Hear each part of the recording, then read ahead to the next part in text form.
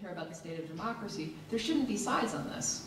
I mean, presumably, if we all have the same goals in mind, it's about how do we share responsibility in a way that makes things work. Yes, involved parents are an asset in a classroom. And I think that most parents, I've met very few who would say that they don't care about their kids' education. I just think that circumstances may make that caring take different forms. And so caring about my child's education may mean that I work 3 jobs, which means I'm not there to read to my kid, I'm not there to make sure the homework's done because I'm busy trying to put food on the table. Can you tell me a story about some kid that you had to do more help a little extra because the parent wasn't around, but the parent cared, you saw that you could still succeed? Well, I think it's hard for me. I don't distinguish between my kids that way, so that's a hard way to look at it. I just look at kids as I try and give kids what they need, whether what they need is staying until 5 or 6 o'clock helping them work on an essay, whether what they need is calling them in the morning to make sure they wake up because they don't have anyone at home. They're living with an older sister who's in school. It just depends on what kids need, and sometimes that means trying to fill roles that parents usually fill, but it may also be just trying to help kids figure out what they're doing in a paper. We have a student on the panel as well, a couple students, and let me ask one of you. Tom mentioned the joy of learning. Were there times, and I think any student probably says there were times that you kind of lose that joy of learning, but were there specific times that you can say, man, what is this all about? What am I doing here? Yes, actually. A couple of times. I would come in. Well, then you're being honest, and we appreciate that. A couple of times I would come in and I would learn, and I found activities to be fun, and sometimes tests would come up, and I'm wondering, what does this have to do with anything? What am I going to take from this? Where is this going to take me? Where is this to make me look good? I was always wondering that with these tests. And I never really picked up much from it. I didn't understand what it had to do with the class I was taking, but in a way it sort of helps because some of the stuff connects with it, but not too much. So you felt like the teacher was taking time away from what you were learning to just teach to that test? Yeah. And that was frustrating? Yes. Solomon, you go to a course, when you were reading Diane Ravitch's book and she was talking about what happens during a test, did that ring a bell to you? How does your life change when the standardized tests are coming up? Well, in some of my classes, which aren't AP or, the rest of them are honors, it seems like, yes, we're teaching to the tests, and that's not education. So you have to teach, and you have to measure that with the test, yeah, or with student to student, with someone coming in. But the fact that classes that cross, yes, and I know hundreds of examples nationwide where education has become, we're teaching so that we can look good with money. That's not education. Alex Johnston, you run a group, ConCan, that tries to give us a scorecard of how schools are doing. And you basically do it based on how the schools are performing on the test. Do you think Solomon's wrong? Do you think he's right about that we should rely on other measures when we put out your report card? Well, look, I think if we want to look across the whole system of schools in the state, we have to look at the data we have for every single school. And that is, the CMT and the CAP, that's the data set that we have to work with. But I think we'd all agree that we'd like to have assessments that go further. And, something that's pretty encouraging nationally right now is the investment that the federal government and the Gates Foundation and others are making in a whole new set of assessments, not just in the subject areas that are currently tested, but in others. But this idea that we really do need to measure this, but that's not the learning itself. And I may get a little far afield here, but I spent some time in the New Haven Housing Authority when we were trying to really dramatically improve services to residents. And that was an agency that lived and died, in some sense, by an annual grade from the U.S. Department of Housing and Urban Development, A through F. And that did really focus our attention. But did that mean that we shouldn't measure how long it takes us to close a work order? No. But if we manage just to that metric, then we're not doing our jobs, and we're not serving residents well. But if we ignore that metric, if it takes 93 days to close a work order, that's something everyone should know. Diane Ravitch, are you happy about what Bill Gates is doing to come up with new measures to shut down? Well, Bill Gates and I are very good friends. That's years off, and we don't know whether those tests will be better than what we've got because they haven't been developed yet. And we don't know whether they can be administered statewide, nationwide, so it's a long way off. I guess that if there's one thing that I've come to feel very strongly, it's that the search for accountability is turning us all into consumers and not into citizens. We're losing any sense of public sector because everybody's schools are not baseball teams. School, you don't just say we're going to give you a measurement and this is your number, as we do in New York City, where a school is graded A through F. And Jeffrey Canada, one of his Jeffrey Canada schools, got an F this year because they didn't improve enough. But that's so phony. You really want to look at a school as a holistic institution, a community institution where there's the heartbeat, where people live and care about each other. And ultimately, if you're afraid to trust human judgment, then you're not going to have good schools. You can't do everything by the numbers.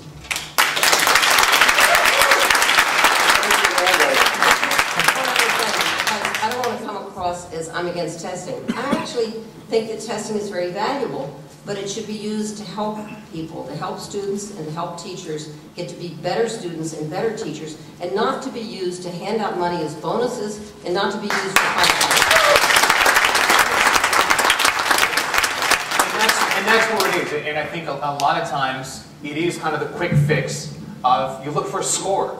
You just want to see the box score, you want to see the final numbers, and if the score wasn't high, there's a punishment. If the score was high enough, there's the money. That's where we are, and that's kind of a pretty big elephant to deal with right now. How do we begin to break away from that? And city by city, you can take steps like are being done in New Haven, are being done in successful cities. But what happens when the government up at the top, the ones who write the checks at the end of the day, still have to write those checks and they still need that money? How do we start to attack that? Let me just say a couple of things first. I think everything that's important in a school cannot be measured, and everything that's measured in a school isn't important. So, in the audience tonight is a former teacher of mine who I had as a freshman in high school. Now, I don't remember any tests from his class, but here's what I remember from his class. It's how he inspired me, how he held me accountable, how he had high expectations from me. Bert Saxon, former Connecticut teacher of the year. It's difficult to get policymakers and board members and others to understand that everything that is measured is not important, and everything that's important can't be measured. So here's one thing I think we need to do. Tom's shirt, I think, is kind of speaks to that right there. Right. Well, let me just say this, and then I'll let somebody else say, because I'll be courteous. Here's what I think we need to do. We need to ask ourselves, what kind of student are we looking to have when they're done with that K-12 experience? We haven't agreed on that yet. There's no common agreement upon what kind of person we're looking to have at the end of that experience. And I can tell you this, if you have people in that class, and teachers are set upon, I don't know if anybody else wants to admit it, but teachers are being bludgeoned, and unnecessarily so. We have to make sure that the people in front of them had the necessary training, had the appropriate training, get the appropriate support. As long as policymakers believe that kids can be boiled down to a number, we're never going to get this right. The minute that they understand that these are children we're talking about, children, and anybody who thinks it's okay to test an 8-year-old on a standardized test has absolutely lost their mind.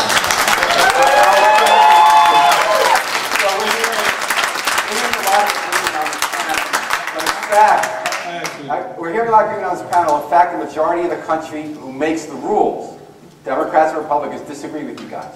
Okay? They're saying Obama and George Bush agreed that you had to have the scorecards, some measurement, even if they're not perfect. Henry Fernandez, do you think that there was some basis for doing that? So, look, I think that there's a lot wrong with the assessments, and I think the point about what's being tested and the kind and the way that testing moves us out of makes it so that we are not addressing the whole child. That's absolutely clearly true. But let's remember where we were, right? It's not like there was some magic time 10, 15 years ago where we were doing a great job educating Black and Latino children, right? So there is one thing, and I'm going to say probably only one thing that I really feel like the testing and accountability did. And I believe in the city where I live, in New Haven, this has played out positively, and I'll say why. And that's that the testing and accountability stopped us from talking about how Black and Latino children in particular were the problem, and refocused us on whether or not schools and districts and states were effective at educating children. There was a tremendous dialogue that went on, or probably I would call it not a good dialogue, that went on talking about all the problems that children brought to school, and how could you educate children when they brought these problems to school. That was where we were in terms of the intellectual debates 15 years ago. Now, the problems with No Child Left Behind is that it didn't offer then curriculum, training, solutions, but it did refocus us. And so in a city like New Haven, people of goodwill, teachers union, mayor, superintendent, parents, children, teachers, got together and said, we can change this. That second part was frankly not envisioned, I think, by many of the folks who celebrated No Child Left Behind. But if we had not been refocused on the reality that it is not Black and brown children who are bringing the problem, it is as adults that we have not solved it. In 1847, the people of the city of New York, leadership in the city of New York said, we have a big problem. We've got a tremendous number of immigrants, right? Sounds like a familiar problem. They don't speak English. They don't have other skills. And so they built City College of New York to help solve that problem. I think in New Haven now, we're building a set of institutions to solve these problems, and we should be proud of that. But I don't think we should look back to some magic time when we educated Black and brown children effectively. Alex Johnston, did No Child Left Behind anything else? Well, I want to build on the point that Henry just made, because, you know, the biggest threat, there's no question that public schools are a vital institution in our democracy. But the biggest threat to that democracy is the presumption, which I would say a majority of people in Connecticut and around the country hold right now at this moment, which is what Henry was talking about, that kids coming to school with challenges because of their home situation, poverty, structural racism, all of these things, that those are insuperable barriers to student achievement in our public schools. That view is paralyzing, and that has been the view that has set the table for the whole discussion about what we do in our public schools. Grace, so you're shaking your head. How come? Because I don't think it's that they're paralyzing, it's that as a teacher, I can't fix all of them alone, and that what we're being told right now is it's our responsibility to do just that. And so when I just made a list of all the things my students have encountered, and I can take my students from the last year and a half, so no more than that. They've been raped, they're homeless, they have witnessed domestic violence, they've been victims of domestic violence, they're victims of substance abuse, they have witnessed gun violence, they have perpetuated gun violence, I have had students kill other students, they have been to jail, they are hungry when they arrive at school and they're given a school breakfast that has 250 calories to it. They are from an unstable household life, they're living in cars. Those are not insurmountable problems, but those require a host of social service supports that we don't provide and that we are not talking about. Because I actually think you're at the Domus School now? Right, and I'm talking about the greater conversation. But this is exactly the point, is that if we as a country want to succeed, we need to make our schools much more powerful institutions than they have been. And so when you think about the school that you're in right now, it is actually equipped, not to deal with all of those issues, but with far more, because it has intensive case management services, and it's focused on reaching out into the community. But the key is that the school and the district has said, we have a fundamental responsibility to those students, no matter what. And we are the ones who are best positioned in our democracy to do something about it. And it doesn't mean that you do it alone. but it's really about where the agency is for getting out of the hole that we've been in. So Is it's Alex not, right in your observation?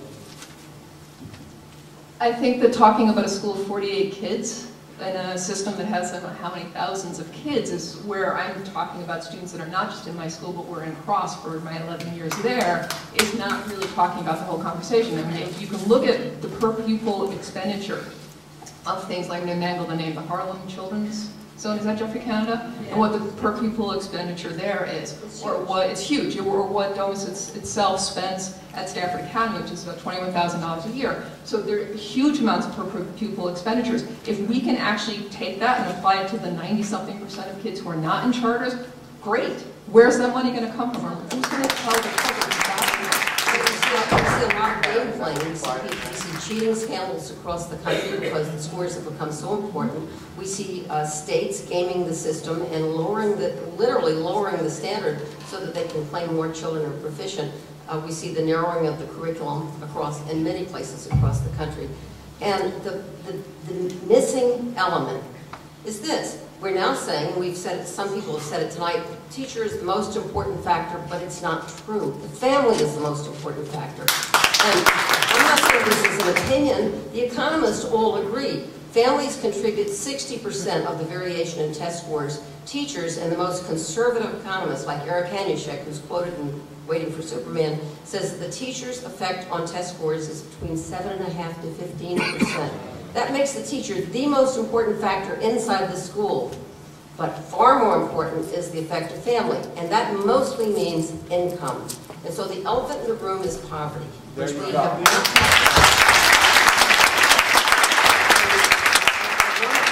part of the discussion, and that is the United States has a child poverty rate of 20%, and it's rising. This puts us in a league with countries like Mexico and Turkey. There is no country that we want to compare ourselves to, either in Asia or in Europe. For instance, we get this comparison with Finland. Finland's child poverty rate is under 5%, maybe under 4%. Ours is 20%, and it's rising up to 25%. This is a scandal in a country like this, to have so many children living under the circumstances that you described, because it means that they're not starting with an even start, and they're not getting the vocabulary and the knowledge and the security at home that they should be getting. They don't know if they have a home the next night. And the incarceration rates in the black community are an outrage. We have somehow come to the pretense, none of this matters. Poverty doesn't matter, incarceration rates, hunger, homelessness. Let's just talk about the teachers. And that's really created an atmosphere in the country that's tremendously demoralizing to teachers. And because of the book, I've been traveling the country, talked to literally 50,000 people over the past 6 months, and teachers are very upset. The best teachers are upset. The best teachers are saying, I've had it, I'm leaving. This isn't right. In other words, we can get together a bunch of administrators, teachers, students, parents to try to fix schools, but it is a larger community effort. It's got to be a community-based school reform, honestly, and that's why I liked what Mayor DeStefano said. I think he's on the right track.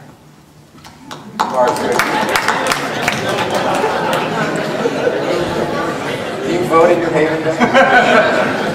I just like to say, I don't think any educator or layperson would disagree that poverty, crime, that all of that impacts students.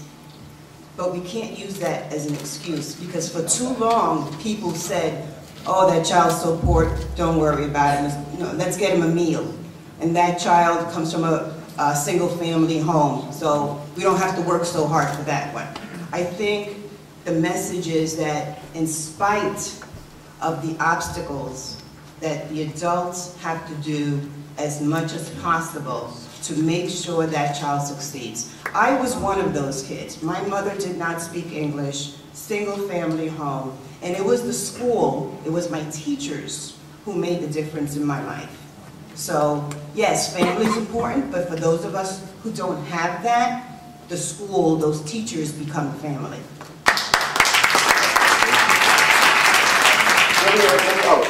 Just, one other thought on that. If we're thinking about sort of school change 2.0 or education reform 2.0, I do think, when we say that we want educators to take responsibility for student achievement, that does not mean that parents don't have a responsibility too. And I think for a long time, I would say education reform 1.0 is that reformers were deathly afraid of saying anything about parents lest it let educators off the hook.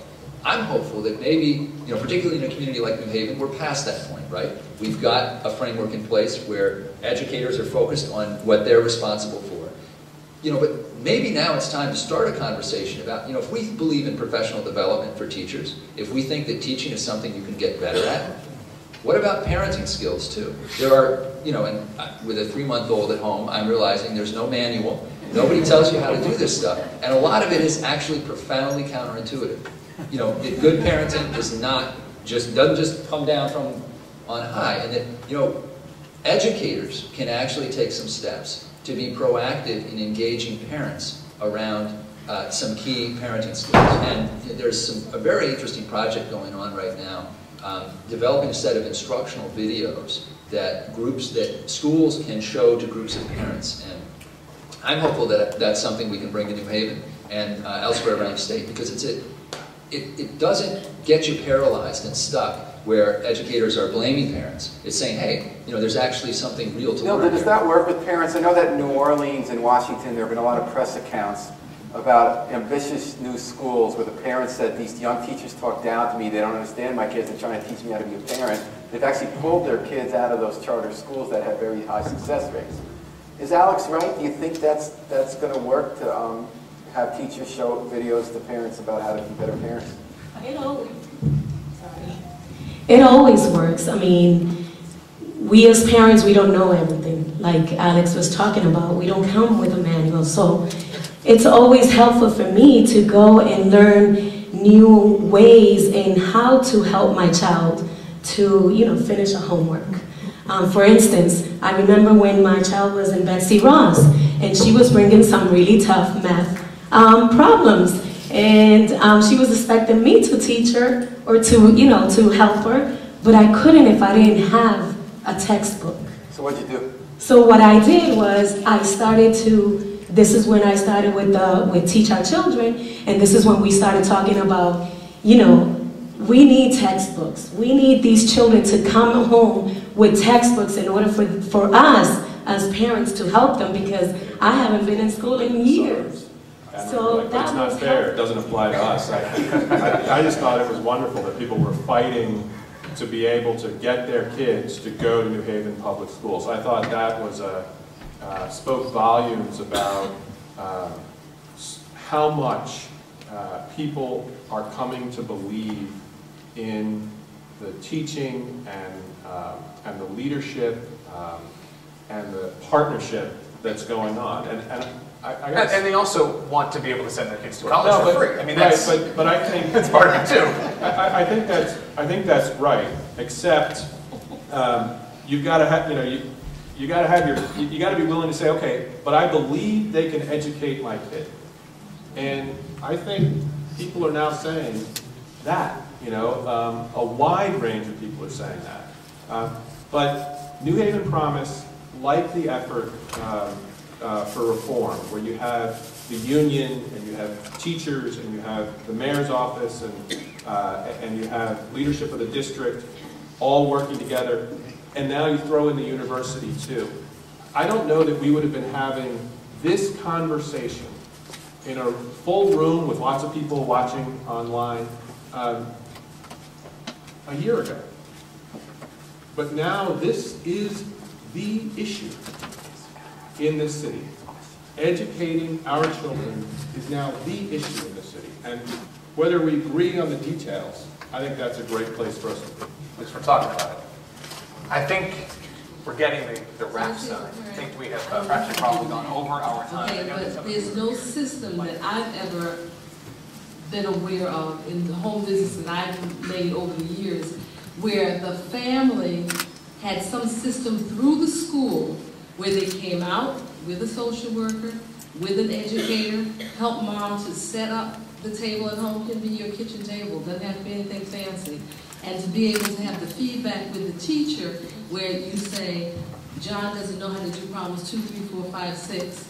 you know what I mean, and then be able to get the feedback. So I think it's not that parents don't want to. It's okay that you don't know how to do the math or the English or the science, but there has to be a system that is developed that assists the mother or the father or the aunt or whoever the person is in care of the child in being able to identify that this is a void and they get assistance with that. And I just wonder what you have experienced, if anything, in that. And I'm very aware of Jeffrey Canada and what he's trying to do in New York. But I'm saying for here, what kind of systems have you experienced that are actually in place that address a parent at home who is trying but doesn't know how to just set up that feedback back and forth? Well, I can tell you, first of all, because I'm a historian, I don't have the experience you have, and I wouldn't pretend to. But what I do know, and this is very clear, is that parents are not all equipped to be good parents, and they need help. And that's what wraparound services are about. There are a number of children who grew up in a home of poverty, had a very meager vocabulary, because what they had heard was no, yes, don't, stop, put it down. And they hadn't been exposed to all the words. So we really, if we're going to try to close the gap, we have to begin much earlier than we do with the parent education programs, so that the young mothers and the young fathers who want help can get the help. And it may be that that's the kind of wraparound services that New Haven ought to be addressing, because if you start at age 3, you're missing those 3 critical years of development. All right, thank you.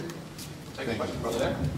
My name is Bert Saxon. I'm a retired New Haven teacher. I taught 34 years. I've also taught 34 years leading seminar on educational policy at Yale College. I've used every single one of your books, and it's a real thrill to hear you on the panel. My question comes from a classroom. It was asked by a classmate of mine to my best professor. The question was, what does the field of economics have to say about education? And my professor said, there are 2 things we need to know. Number 1, competition is a good thing. Number 2, education is a public good.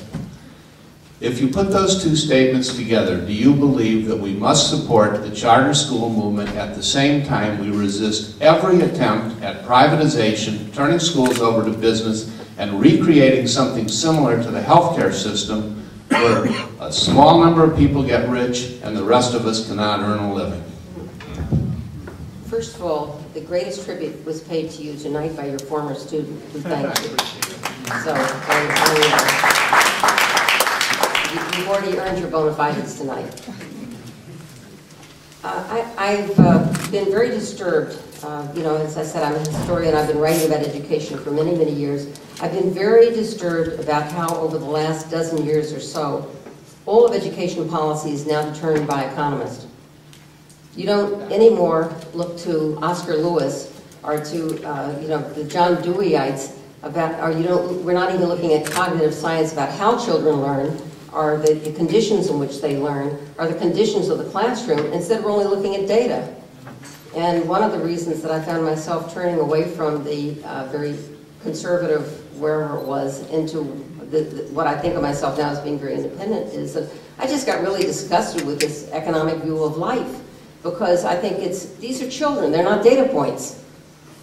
You know, and you can't reduce learning to test scores. I think, again, as I said before, I think the scores are important, but there should be an indicator and a diagnostic and not a life sentence, which is what we're turning them into today. So I think that when you talk about the charter school movement, the first thing that occurs to me is the charter school movement has become warped by No Child Left Behind. And we've talked tonight about how it was inspired in part by No Child Left Behind, because there was encouragement for charters, although it goes back to the early 90s and actually to 1988, the origins of charter schools, long before No Child Left Behind. But what No Child Left Behind did was to set up the delegitimation of public education. It said that if you can't reach 100% proficiency, your school is no good. You're a failing school, you're going to be stigmatized, you're going to lose your principal will be fired, the staff will be fired, you'll be closed down or turned into a charter, as if turning it into a charter is some sort of an automatic, you're a better school now. But what we know, and what I tried to show in the book, is charter schools get about the same results as regular public schools. There are some that are excellent, There are some that are terrible, and most of them are in the middle. The one constant about charter schools is their variability, because the very nature of being a charter means that they're mostly very different from one another, and you can't say that there is such a thing as a typical charter school. They're very different. So when we talk about charter schools as somehow the answer, we're talking about a kind of school that now enrolls 3.5% of the kids in the U.S. What are we going to do for the other 96.5%? You know, that's our real, if we're passionately concerned about education, then we must have a strong public education system. If that means that charters go up to 5%, so be it.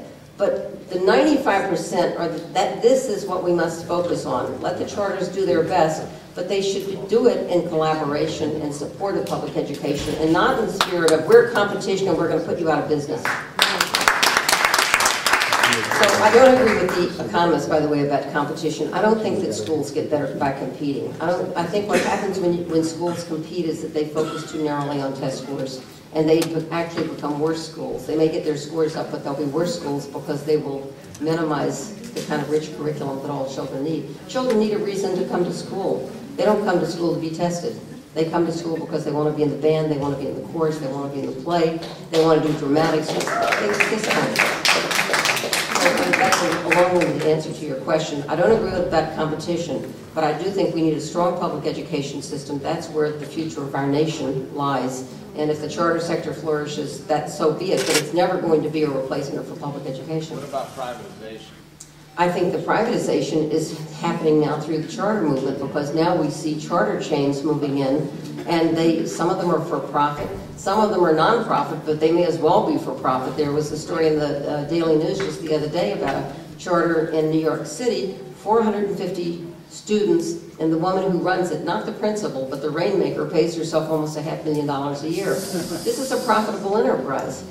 And the largest charter chain in America is some sort of a Turkish Islamic chain. I mean, there's all sorts of weird stuff going on under the name of charter. But a lot of it is people seeing a business opportunity and investing in it as, well, it's the new frontier for entrepreneurialism in education. And that's a little scary because our kids should not be products. They're our children. Hi, my name is Richard Wormser. I'm a documentary filmmaker, and I teach at the University of New Haven. A couple years ago, I received a grant from the Rockefeller Foundation in Arkansas. I spent 5 years there filming in the school system, focusing primarily on 4 extremely bright middle school kids who came from disadvantaged families, but who were all potentially A students. And I have a question that a teacher asked me, which I'd like to see what answer you might have given her. Because I watched the teachers twice, 3 times a week for 3 years. I was in the classroom filming. 3 of the 4 kids, I would say, fundamentally failed. They got through, but they failed. Certainly didn't realize their potential. They carried, as many of the teachers here pointed out, the burdens they carried into school were far too heavy for the teachers to handle by themselves. And one teacher said to me, "What do you do with kids who don't see themselves in the future?" And those kids did not see themselves in the future. And that's why they were doing what they do. And certainly I had no answer for that. I thought perhaps maybe you might. Say the question again simply. The children did not see themselves in the future. I think there are a lot of children today who don't see themselves with a future, because you look at our society and you see that there are some people who, you know, they had an idea in college and then they became a billionaire. And how many people can do that? The growing inequality gap in our society is enormous. And I think the people at the bottom don't understand how they're ever going to claw their way out of the bottom. And frankly, education is their only hope. But even then, you get a high school degree, it's not enough.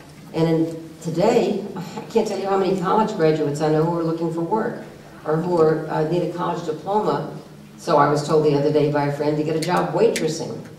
I mean, we have a very, very sorry economic state today, and even education's not enough, but if you don't have it, you're really, really in bad trouble. So I think the message to kids has to be, this is the minimum you need just to be in the arena.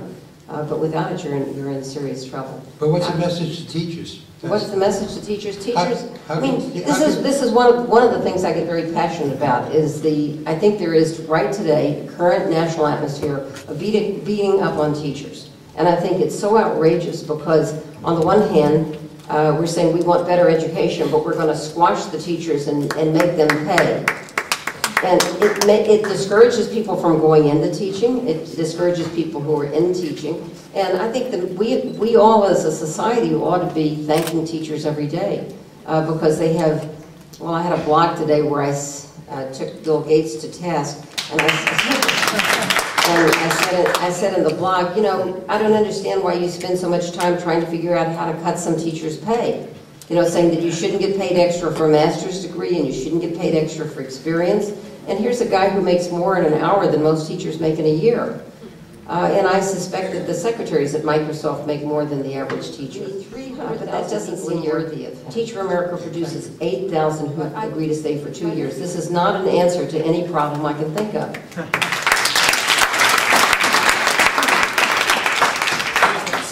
It is that special teacher who makes that impression, like Gary talked about with Bert too.